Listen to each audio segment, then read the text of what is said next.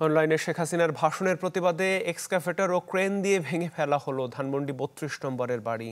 ভেঙে ফেলা হয় শেখ মুজিবুর রহমানের মুরালও। আগুন দেয়া হয় সুধা সদনেও। বিক্ষুব্ধ শিক্ষার্থীরা বলছেন, ছাত্র জনতা হত্যাকারী ফ্যাসিবাদের চিহ্ন দেশের মাটিতে রাখা হবে না। ইলেকট্রা রেফ্রিজারেটর, খাবার তাজা তো জীবন তাজা। ইলেকট্রা, ফ্রিজের রাজা। শেখ হাসিনার অনলাইনে ভাষণ দেওয়ার ঘোষণার মধ্য দিয়ে যখন প্রাসঙ্গিক হয়ে ওঠার চেষ্টা আওয়ামী লীগের, তখন ধানমন্ডি ৩২ নম্বর শেখ মুজিবুর রহমানের বাসায় ছাত্র জনতারও ক্ষোভের বহিঃপ্রকাশ। বুধবার সন্ধ্যার পরপরই ধানমন্ডি ৩২-এ জড়ো হয় হাজারো বিক্ষুব্ধ জনতা। হাতুড়িয়ার লোহার রড দিয়ে ভাঙার চেষ্টা করেন দেয়াল, ক্ষোভ ঝাড়েন ভবনের আগুন দেওয়ার মাধ্যমেও। পরে বুলডোজার দিয়ে ভাঙা হয় দেয়াল, গুড়িয়ে দেওয়া হয় আওয়ামী লীগের ঐতিহাসিক ভবন। আন্দোলনকারীরা বলছেন, দলটির প্রাসঙ্গিক হয়ে ওঠার কোনো পথই খোলা রাখবেন না বাংলাদেশের জনগণ।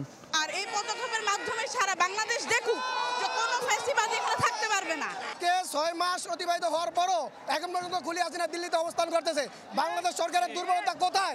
কেন এখন পর্যন্ত শেখ হাসিনার দেশে এনে বিচারের অন্তর্ভুক্ত করতে পারে না? বিক্ষুব্ধরা বলছেন, যতবারই অবস্থান জানান দিতে মাথা চাড়া দেওয়ার চেষ্টা করবে আওয়ামী লীগ, ততবারই ঐক্যবদ্ধভাবে রুখে দেবেন তারা।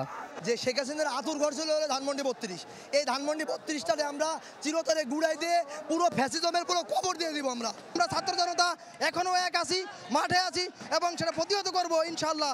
শেখ হাসিনা থেকে ভবিষ্যতের প্রজেরা, ভবিষ্যতের শাসক যেন পূর্ণ শিক্ষা নিয়ে যেতে পারে, আমি আজকে এই দাবি এখানে জানাচ্ছি। আগুন দেওয়া হয় শেখ হাসিনার বাড়ি সুধা সদনেও। ভাঙচুর করে ক্ষোভের জানান দেন আন্দোলনকারীরা।